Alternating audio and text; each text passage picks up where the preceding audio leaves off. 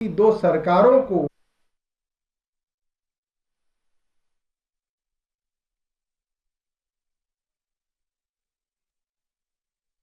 नष्ट करने का, कुचलने का, खत्म करने का एक बड़ा षड्यंत्र है।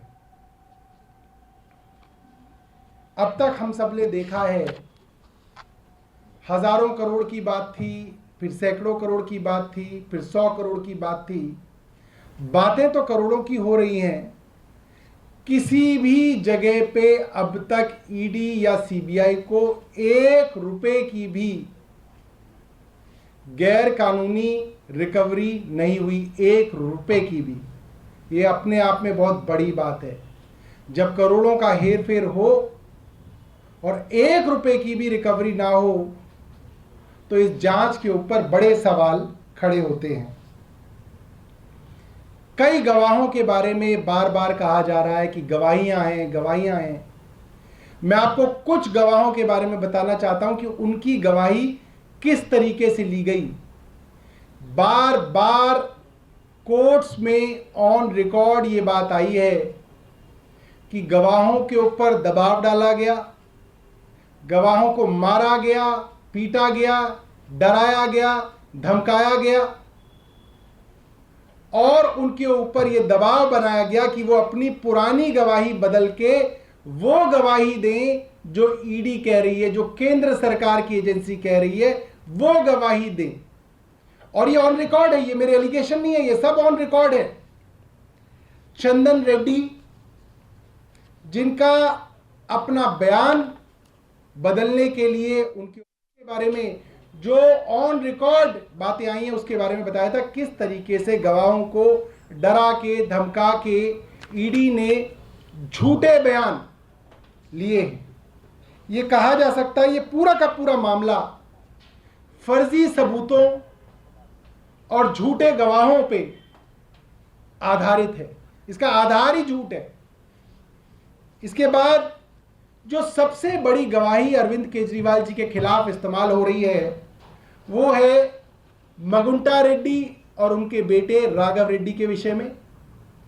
मगुंटा रेड्डी के बारे में हम सब जानते हैं कि उनको एनडीए ने, प्रधानमंत्री मोदी जी की अलायंस ने आंध्र प्रदेश के अंदर टीडीपी से टिकट दिया है। वो एनडीए के सांसद बनने के उम्मीदवार हैं। उनके विषय में भी मैं बताऊं, मुख्यमंत्री जी ने भी कोर्ट में बताया था, 16 सितंबर 2022 को मगुंटा रेड्डी के यहां छापा पड़ता है। उनसे अरविंद केजरीवाल जी के बारे में पूछा जाता है। उनकी स्टेटमेंट है सेक्शन 17 में। उनकी स्टेटमेंट में अरविंद केजरीवाल जी के विषय में कोई ऐसी बात नहीं है जो अरविंद जी के खिलाफ हो। 5 महीने बीतते हैं। 10 फरवरी 2023 को राघव रेड्डी, जो मगुंटा रेड्डी के बेटे हैं, उनको गिरफ्तार करती है ईडी, जेल में डालती है। राघव के जेल में 6 बार बयान होते हैं। उनके पिता के कई बार बयान होते हैं। सब बयानों में वो कोई ऐसी बात नहीं कहते जो अरविंद केजरीवाल के खिलाफ हो। यह बात ऑन रिकॉर्ड है। उसके बाद 5 महीने जब बेटा जेल में रह लेता है तो बाप टूट जाता है और 16 जुलाई को राघव के पिता मगुंटा रेड्डी अपना बयान बदल के अरविंद केजरीवाल के खिलाफ पहली बार बयान देते हैं। ईडी का काम पूरा हो जाता है, केंद्र सरकार का काम पूरा हो जाता है। 18 जुलाई को राघव रेड्डी को छोड़ दिया जाता है। फिर क्योंकि छोड़ दिया जाता है तो छोड़ने की शर्त ही यह है कि अरविंद केजरीवाल के खिलाफ बयान देना है। फिर वो बयान अरविंद केजरीवाल के खिलाफ देते हैं, चाहे वो सेक्शन 50 का बयान हो, चाहे वो सेक्शन 164 का बयान हो। जब आपने एक आदमी को डरा ही दिया, धमका ही दिया, फिर इसकी क्या वैल्यू है कि वो बयान वो पीएमएलए के अंदर सेक्शन 50 में दे रहा है या 164 का बयान दे रहा है। डरा हुआ आदमी तो जहां चौराहे पे ले जाओगे तो चौराहे पे भी झूठ बोलेगा। जब आपने उसको बेल ही इस कंडीशन पे दी है कि आपको छोड़ेंगे, तब जब आप बयान अरविंद केजरीवाल के खिलाफ दोगे तो इस बात की क्या कीमत रह जाती है कि वो बयान ईडी के सामने दिया जा रहा है या मजिस्ट्रेट के सामने दिया जा रहा है। यह बात तो साबित हो गई कि उसको डरा के, धमका के, जेल का डर दिखा के उसके पिता को और उससे गलत और झूठी गवाही ली गई, यह बात तो साबित है। इसमें क्या बचा है?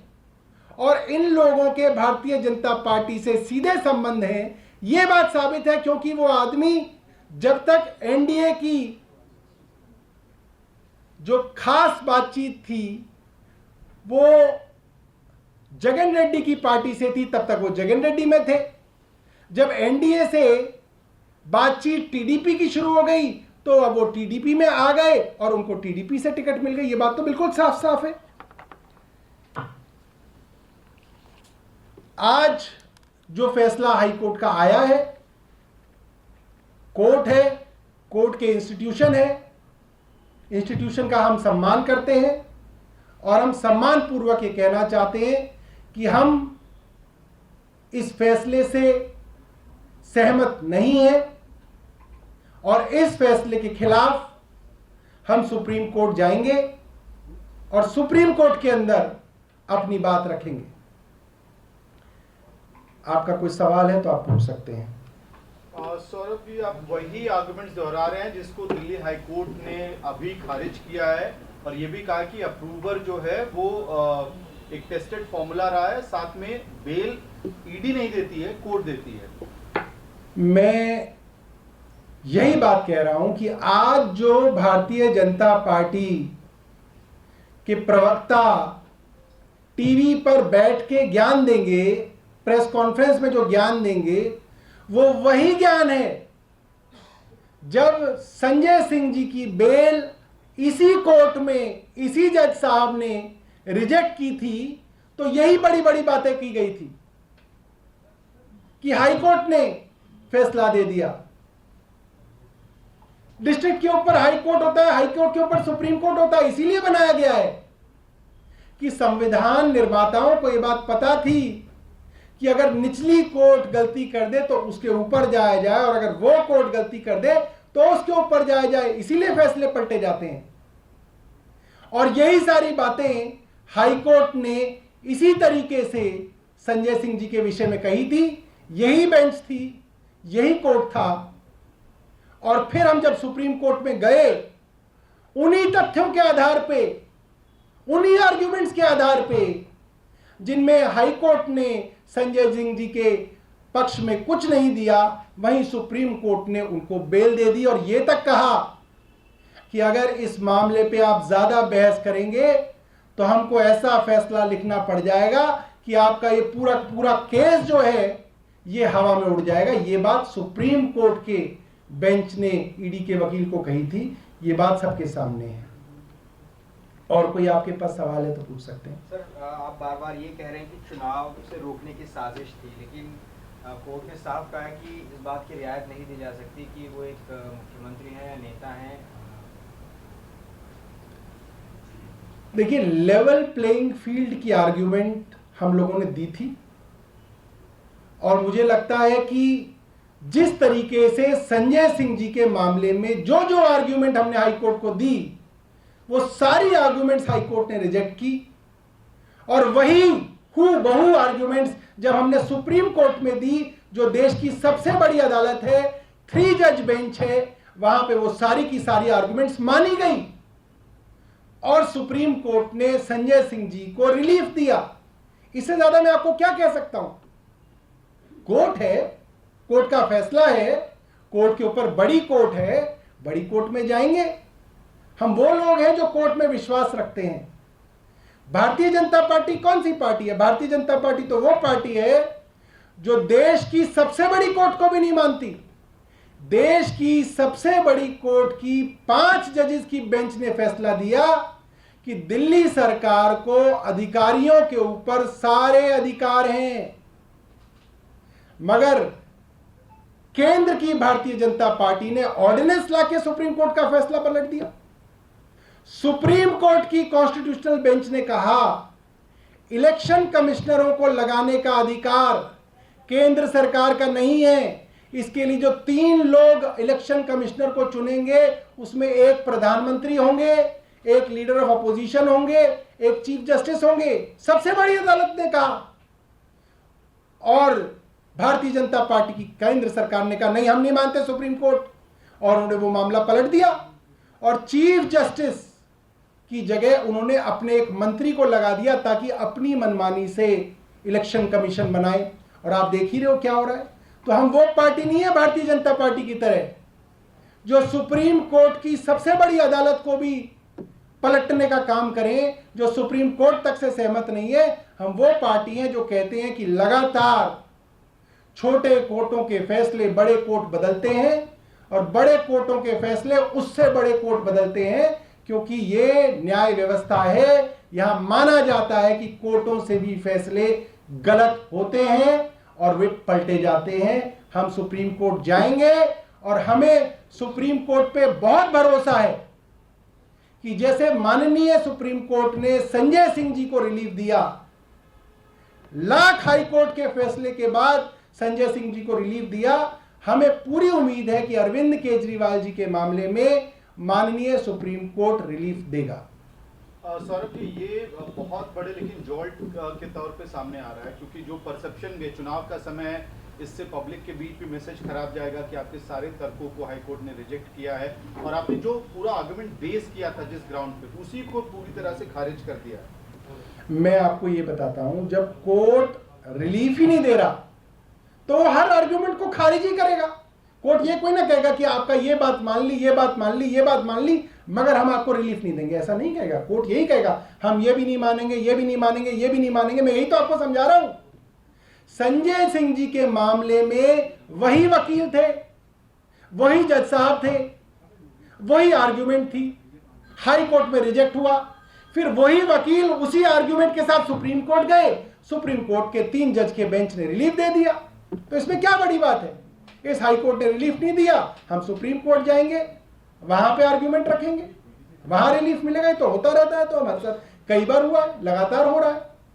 और कोई बात इससे अलग एक है कि अभी हाल ही में कांग्रेस ने मैनिफेस्टो जो रिलीज किया, उसको मोदी जी कह रहे हैं कि मुस्लिम लीग का मैनिफेस्टो है, क्योंकि आप अलायंस में हैं कांग्रेस के साथ। इस पर आपका क्या कहना है? देखिए, हम तो यही कहेंगे प्रधानमंत्री जी, अब आपने 10 साल देश में शासन कर लिया, अब आप थोड़ी काम की बात बताइए कि आपने जो वादे 2014 के चुनाव में किए थे, आपने उनमें से कितने वादे पूरे किए? क्या देश में महंगाई कम की आपने नहीं की। क्या पेट्रोल डीजल के दाम आपने कम किए? आपने नहीं किए। क्या बुलेट ट्रेन चल गई? 10 साल में भी नहीं चली। क्या स्मार्ट सिटी बन गए? 10 साल में भी नहीं बने। क्या किसानों की आय दुगनी कर दी? अभी तक नहीं की। क्या डॉलर के मुकाबले रुपया ऊपर चला गया? अभी तक नहीं गया। क्या 2 करोड़ लोगों को हर साल नौकरी मिल रही है? अभी तक नहीं मिल रही है। उन बातों की बात करें। प्रधानमंत्री जी को बहुत समय दिया, देश के लोगों ने 10 साल दिए, वे ये बताएं कि उन्होंने क्या काम किया। ये हिंदू मुस्लिम, ये तो छोटे छोटे जो है डिस्ट्रिक्ट लेवल के और उनके जो मंडल लेवल के नेता बात करते हैं, ये प्रधानमंत्री को शोभा नहीं देती। सौरभ जी, काउंटर आया है आपके बयान पे कि कोई रिकवरी नहीं हुई है। सुधांशु त्रिवेदी कह रहे हैं कि यही तो पता करना है, इसी के लिए इन्वेस्टिगेशन चल रहा है। कहीं केजरीवाल जी ने अपनी केजरीवाल जी की आत्मा उस पैसे की रक्षा तो नहीं कर रही है। नहीं, सुधांशु त्रिवेदी जी को पता ही नहीं चला। रिकवरी तो हो गई है, 59 करोड़ रुपए की रिकवरी हो गई है और कोर्ट ने, सबसे बड़ी बात है, उस चीज को एक्नॉलेज किया। हाई कोर्ट ने 2 बातों को हाई कोर्ट ने आज एक्नॉलेज किया। मैं समझता हूं वो हमारी बड़ी जीत है। कोर्ट ने इस चीज को एक्नॉलेज किया कि 59 करोड़ रुपया इलेक्टोरल बॉन्ड के माध्यम से शरद रेड्डी की कंपनियों से भारतीय जनता पार्टी को आया। कोर्ट ने दूसरी बात जो हमारी बहस थी वो एक्नॉलेज तो की कि जो मगुंटा रेड्डी हैं और उनके बेटे हैं, जो अरविंद केजरीवाल के खिलाफ सबसे बड़े गवाह हैं, वो मगुंटा रेड्डी भारतीय जनता पार्टी की अलायंस की तरफ से चुनाव लड़ रहे हैं सांसद का। ये दोनों चीजें एक्नॉलेज हुई। ये बात और है कि हम उम्मीद कर रहे थे कि इसके ऊपर इन्वेस्टिगेशन भी होगी, मगर उसका फोरम और होगा, उस पर इन्वेस्टिगेशन होनी चाहिए। केंद्र सरकार क्यों इन्वेस्टिगेशन नहीं कराना चाहती उसके ऊपर? कहे कि ईडी उसको इन्वेस्टिगेट करे। और कोई चीज। Thank you. For more such videos, subscribe to the NewsX YouTube channel, hit the bell icon.